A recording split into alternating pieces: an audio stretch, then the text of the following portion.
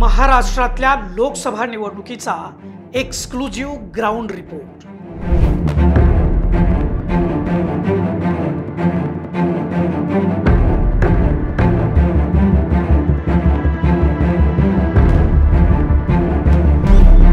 महाराष्ट्रात ताकद कुणाची, महायुती की महाविकास आघाडीची? कोण किती जागा जिंकणार? कोण कोण होणार खासदार? महाराष्ट्रात करिश्मा कुणाचा? उद्धव ठाकरे, शरद पवार, राहुल गांधी की नरेंद्र मोदी, देवेंद्र फडणवीस यांचा?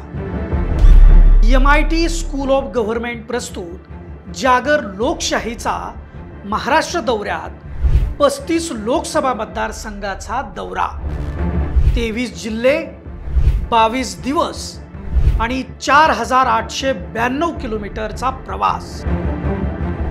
ग्राउंड रिपोर्ट मध्ये काय आलंय समोर?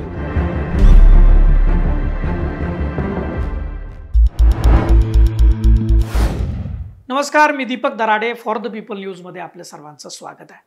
महाराष्ट्रातील 48 लोकसभा मतदारसंघासाठी 5 टप्प्यात निवडणूक झाली आहे। पंतप्रधान कोणाचा होणार हे ठरवण्यासाठी अत्यंत महत्त्वपूर्ण असलेल्या राज्यांमध्ये महाराष्ट्राचा हा देशात दुसरा क्रमांक लागतो। त्यामुळे सत्तेत येण्याच्या दृष्टीने महाराष्ट्राचं महत्त्व अधिक आहे। 2014-2019 च्या लोकसभा निवडणुकीच्या तुलनेमध्ये 2024 ची जी ही लोकसभा निवडणूक आहे ती महाराष्ट्रातील अनेक मतदारसंघामध्ये या महाराष्ट्रामध्ये वेगळं चित्र पाहायला मिळालं। मी प्रत्यक्ष लोकसभा मतदारसंघामध्ये जाऊन तिथल्या मतदारांशी संवाद साधलाय। जागर लोकशाहीचा म्हणून मी महाराष्ट्रातल्या 48 पैकी 35 लोकसभा मतदारसंघामध्ये दौरा केला। हा दौरा 22 दिवसांचा होता। यामध्ये आम्ही 23 जिल्ह्यातून 4892 किलोमीटर प्रवास करून विविध स्तरातल्या मतदारांशी थेट संवाद साधला। यावेळी मला जे काही जाणवलं तेच या व्हिडिओमधून मी सांगणार आहे। पुढं व्हिडिओ पाहण्यापूर्वी तुम्ही आमच्या फॉर द पीपल न्यूज चॅनलला YouTube, Facebook व Instagramवर आपण सबस्क्राइब करा आणि फॉलो करा। पोस्ट ग्रॅज्युएट डिग्री कोर्सच्या माध्यमातून परिपूर्ण राजकीय नेतृत्व घडवणारं आणि प्राध्यापक राहुल कराड यांच्या संकल्पनेतून साकारलेलं भारतातील पहिलं institute MIT school of government presents जागर लोकशाहीचा। तर मंडळी, ऐन उन्हाळ्यामध्ये ही लोकसभा निवडणूक झाली आहे। महाराष्ट्रातल्या 48 पैकी 35 लोकसभा मतदारसंघात जाता आलं। खरं तर संपूर्ण 48 लोकसभा मतदारसंघात जाण्याचा माझा विचार होता, परंतु पहिल्या 2 टप्प्यात झालेल्या लोकसभा निवडणुकीतील मतदारसंघामध्ये काही कारणास्तव जाता आलं नाही।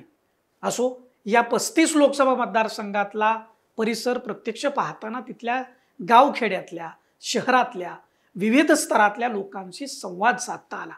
यातले कोणी रोजंदारीवर काम करत होतं, कोणी शेती करत होतं, दुधाचा व्यवसाय करीत होतं, कोणी मजुरी करत होतं, कोणी नोकरीला होतं, व्यवसाय करीत होतं, कोणी उद्योजक होतं आणि अगदी महिला, पुरुष, अगदी तृतीयपंथीयांशी देखील यामध्ये मी संवाद साधलाय।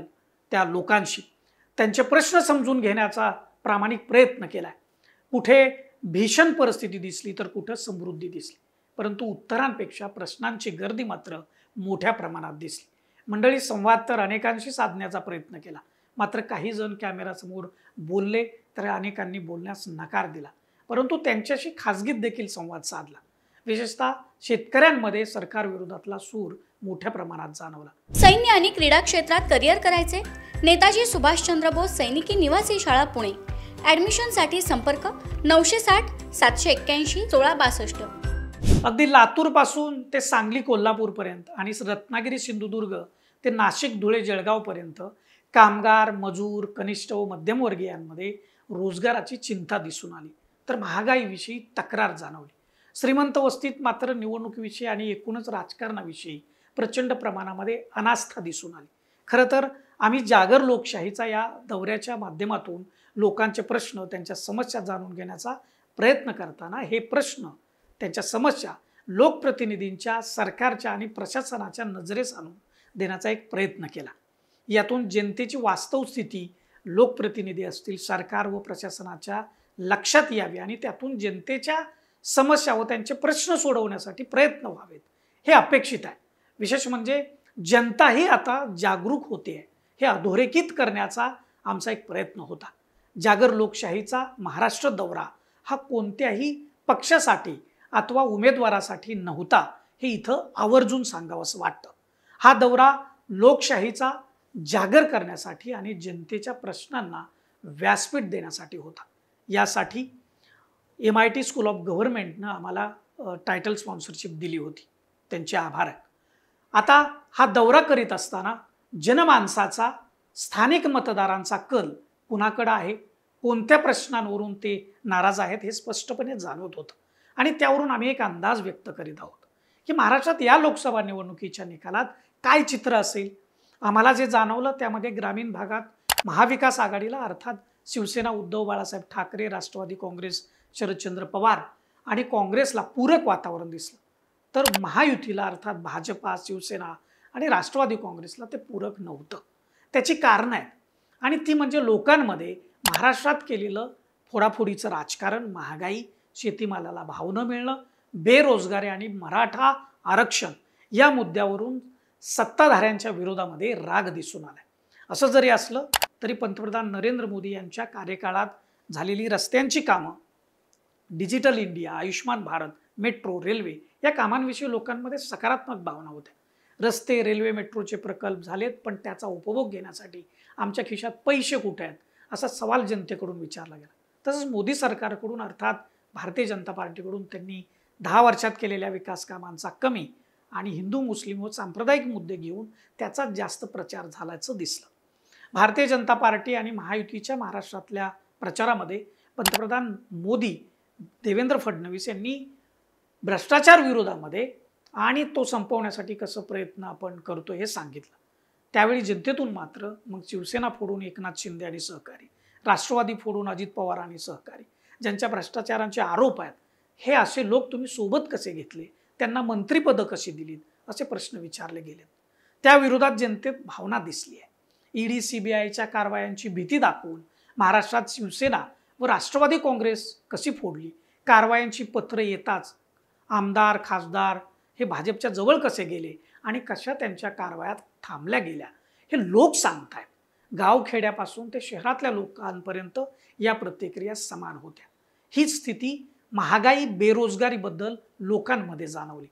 आता आम्ही ज्या 35 लोकसभा मतदारसंघात फिरलो, या 35 लोकसभा मतदारसंघापैकी शिवसेना उद्धव बाळासाहेब ठाकरे पक्षाला 12 जागा मिळतील, राष्ट्रवादी काँग्रेस शरदचंद्र पवार पक्षाला 6, काँग्रेसला 6, भाजपाला 4, शिवसेनेला 1, बहुजन विकास आघाडी 1, स्वाभिमानी शेतकरी संघटना 1, अपक्ष 1 आणि राष्ट्रवादी काँग्रेसला 0 आणि 50-50% म्हणजे अर्थात कोण विजयी होईल हे सांगता येणार नाही असे अहमदनगर, बीड आणि ठाणे हे 3 लोकसभा मतदारसंघ आहेत.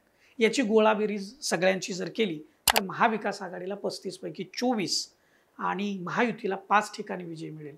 तर बहुजन आघाडी, स्वाभिमानी शेतकरी संघटना एका जागेवर आणि एका ठिकाणी अपक्ष उमेदवार विजयी होईल असा आमचा अंदाज आहे. आसपास जागा लागतील याच्या. आम्ही जागर लोकशाही महाराष्ट्र दौरा हा 35 लोकसभा मतदारसंघात केला. प्रत्येक लोकसभेत काय जाणवलं हे देखील तुम्हाला सांगतो. आमच्या जागर लोकशाही महाराष्ट्र दौऱ्याची सुरुवात ही बारामतीपासून झाली. बारामती लोकसभा मतदारसंघामध्ये महाविकास आघाडीतील राष्ट्रवादी काँग्रेस शरदचंद्र पवार पक्षाच्या सुप्रिया सुळे यांचं पारडं आम्हाला जड वाटलं. त्यांची निवडून येण्याची शक्यता अधिक जाणवली. त्यानंतर आम्ही म्हाडा लोकसभा मतदारसंघात गेलो. महाविकास आघाडीतील राष्ट्रवादी काँग्रेस शरदचंद्र पवार पक्षाचे धैर्यशील मोहिते पाटील यांची तिथं निवडून येण्याची शक्यता अधिक वाटते. सोलापूर लोकसभा मतदारसंघामध्ये काँग्रेसच्या प्रणिती शिंदे या निवडून येतील असं वाटतं. धाराशिव लोकसभा मतदारसंघामध्ये शिवसेना उद्धव बाळासाहेब ठाकरे पक्षाचे ओमराजे निंबाळकर हे त्या ठिकाणी विजयी होऊ शकतात. लातूर लोकसभा मतदारसंघामध्ये महाविकास आघाडीतील काँग्रेस पक्षाचे डॉक्टर शिवाजी काळगे, सांगली लोकसभा मतदारसंघामध्ये काँग्रेसमध्ये बंडखोरी करून अपक्ष उभा राहिलेले विशाल पाटील, हातकणंगलेमध्ये स्वाभिमानी शेतकरी संघटनेचे राजू शेट्टी, कोल्हापूरमध्ये काँग्रेसचे शाहू महाराज, रत्नागिरी सिंधुदुर्ग लोकसभामध्ये शिवसेना उद्धव बाळासाहेब ठाकरे पक्षाचे विनायक राऊत, रायगडमध्ये शिवसेना उद्धव बाळासाहेब ठाकरे पक्षाचे अनंत गीते, साताऱ्यामध्ये राष्ट्रवादी काँग्रेस शरदचंद्र पक्षाचे शशिकांत शिंदे, तर पुण्यामध्ये काँग्रेसचे रवींद्र धंगेकर, मावळमध्ये शिवसेना उद्धव बाळासाहेब ठाकरे पक्षाचे संजोग वाघेरे, शिरूरमध्ये राष्ट्रवादी काँग्रेस शरदचंद्र पक्षाचे डॉक्टर अमोल कोल्हे, शिर्डीमध्ये उद्धव बाळासाहेब ठाकरे या पक्षाचे वाकचौरे, अहमदनगरमध्ये राष्ट्रवादी काँग्रेस शरदचंद्र पक्षाचे निलेश लंके आणि भाजपचे डॉक्टर सुजय विखे पाटील यांच्यामध्ये काटेकी टक्कर आहे. इथं कोण निवडून येईल हे सांगता येणं जरा कठीण आहे, कारण तिथं खूप घासून निवडणूक होते. तशीच काटेकी टक्कर बीडमध्ये दिसते. मराठा विरुद्ध ओबीसी असा थेट संघर्ष या निवडणुकीमध्ये दिसलाय. नेहमी दिसतो, पण यावेळी जरा वेगळा आहे. इथं भारतीय जनता पार्टीच्या पंकजा मुंडे आणि राष्ट्रवादी काँग्रेस शरदचंद्र पवार पक्षाचे बजरंग सोनवणे यांच्यात लढत होती. दोन्ही बाजूंकडून विजयाचा दावा केला जातोय, परंतु मराठा आरक्षण मुद्द्यावरून मराठा समाजात झालेली एकी, मुस्लिम आणि दलित मतदान या ठिकाणी निर्णायक ठरणार आहे. त्यामुळे इथं देखील कोण जिंकेल हे सांगता येत नाही. जालनामध्ये भाजपचे रावसाहेब दानवे, छत्रपती संभाजीनगरमध्ये उद्धव बाळासाहेब ठाकरे पक्षाचे चंद्रकांत खैरे, रावेरमध्ये भाजपच्या रक्षा खडसे, जळगावमध्ये उद्धव बाळासाहेब ठाकरे पक्षाचे करण पवार, धुळ्यामध्ये काँग्रेसच्या शोभा बच्छाव, नंदुरबारमध्ये भाजपच्या हिना गावित, दिंडोरीमध्ये शरद पवार यांच्या पक्षाचे भास्कर भगरे गुरुजी, नाशिकमध्ये उद्धव बाळासाहेब ठाकरे पक्षाचे राजाभाऊ वाजे, पालघरमध्ये बहुजन विकास आघाडीचे राजेश पाटील, भिवंडीमध्ये शरद पवार पक्षाचे सुरेश म्हात्रे उर्फ बाळ्यामामा, कल्याणमध्ये शिवसेनेचे डॉक्टर श्रीकांत शिंदे, ठाण्यामध्ये शिवसेनेचे म्हणजे उद्धव बाळासाहेब ठाकरे पक्षाचे राजेन विचारे आणि शिवसेनेचे नरेश मस्के यांच्यामध्ये जोरदार लढत अपेक्षित आहे. तिथं कुणाचं पारड जड आहे किंवा कोण विजयी होईल हे सांगता येत नाही. दोन्ही बाजूंनी ताकद लावली आहे. त्यामुळं काय निकाल लागेल हे 4 तारखेलाच कळेल. उत्तर मुंबईमध्ये आपल्याला भाजपचे पियुष गोयल, उत्तर पश्चिममध्ये उद्धव बाळासाहेब ठाकरे पक्षाचे अमोल कीर्तीकर, उत्तर पूर्वमध्ये शिवसेना उद्धव बाळासाहेब ठाकरे पक्षाचे संजय दीना पाटील, उत्तर मध्य मुंबईमध्ये काँग्रेसच्या वर्षा गायकवाड, दक्षिण मध्य मुंबईमध्ये उद्धव बाळासाहेब ठाकरे पक्षाचे अनिल देसाई आणि दक्षिण मुंबईमध्ये शिवसेना उद्धव बाळासाहेब ठाकरे पक्षाचे अरविंद सावंत हे निवडून येण्याचा म्हणजे आमचा अंदाज आहे. वास्तवामध्ये आणि अंदाजामध्ये फरक हा असतोच. लोकांच्या भावना, त्यांनी व्यक्त केलेली मतं यावरून हा अंदाज आम्ही व्यक्त केला आहे. 10 महिन्यापूर्वी फॉर द पीपल न्यूजनं असाच ऑनलाईन एक सर्वे केला होता. त्यामध्ये महाराष्ट्राचा मुख्यमंत्री म्हणून कुणाला पसंती मिळेल असा प्रश्न होता. तो उद्धव ठाकरे यांना 66% पसंती त्यावेळी दर्शवण्यात आली होती. साधारणपणे तसाच कल आता देखील दिसून आला. महाराष्ट्रातील जनतेला आमदार एका पक्षातून दुसऱ्या पक्षात जाण्याचे प्रकार काही नवीन नाहीत, परंतु ज्या पद्धतीनं पक्ष फोडाफोडीचं राजकारण झालं ते इथल्या बहुतांश जनतेला ते पटलेलं नाही असं त्यांच्याशी बोलताना जाणवलं. ग्रामीण भागामध्ये भाजपा, एकनाथ शिंदे यांची शिवसेना आणि अजित पवार यांच्या राष्ट्रवादी काँग्रेसबद्दल मोठ्या प्रमाणात नाराजी दिसून आली. 48 लोकसभा मतदारसंघासाठी 5 टप्प्यात मतदान झालं. प्रत्येक टप्प्यात अंतर राहिल्यानं ग्रामीण भागातली जी नाराजी पुढं शहरामध्येही पसरल्याचं दिसून आलं आणि त्याचा फटका पुणे, नाशिक, मुंबईसारख्या शहरी भागातही भाजपच्या उमेदवारांना मतासाठी मोठ्या प्रमाणात झगडावं लागलं असं दिसतं. विशेष म्हणजे इथली महायुतीचे बहुतांश उमेदवार पराभवाच्या छायेत आहेत. हिंदुत्व, राम मंदिर, 370 कलम, CAA, रस्ते, रेल्वे, मेट्रो, आरोग्य, बँकिंग क्षेत्रात केलेला गतिमान विकास यापेक्षा महागाई, फोडाफोडीचं राजकारण, बेरोजगारी, सामाजिक ध्रुवीकरण, आरक्षण हे मुद्दे लोकांना महत्त्वाचे वाटले.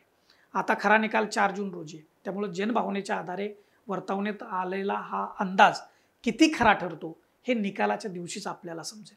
जागर लोकशाही महाराष्ट्र दौऱ्याच्या निमित्तानं समोर आलेल्या प्रश्नांच्या बाबतीमध्ये सत्तेत येणारं सरकार हे सकारात्मक पावलं उचलेल, इथल्या जनतेचं जगणं अधिक सुसह्य करेल ही एक माफक अपेक्षा आहे. तुम्हाला आमचा हा ग्राउंड रिपोर्ट कसा वाटला ते व्हिडिओच्या खालील कमेंट बॉक्समध्ये जरूर लिहा आणि यूट्यूब, फेसबुक व इंस्टाग्रामवर आमच्या फॉर द पीपल न्यूज चॅनलला सबस्क्राईब करा, फॉलो करा आणि व्हिडिओ जास्तीत जास्त शेअर करा. धन्यवाद.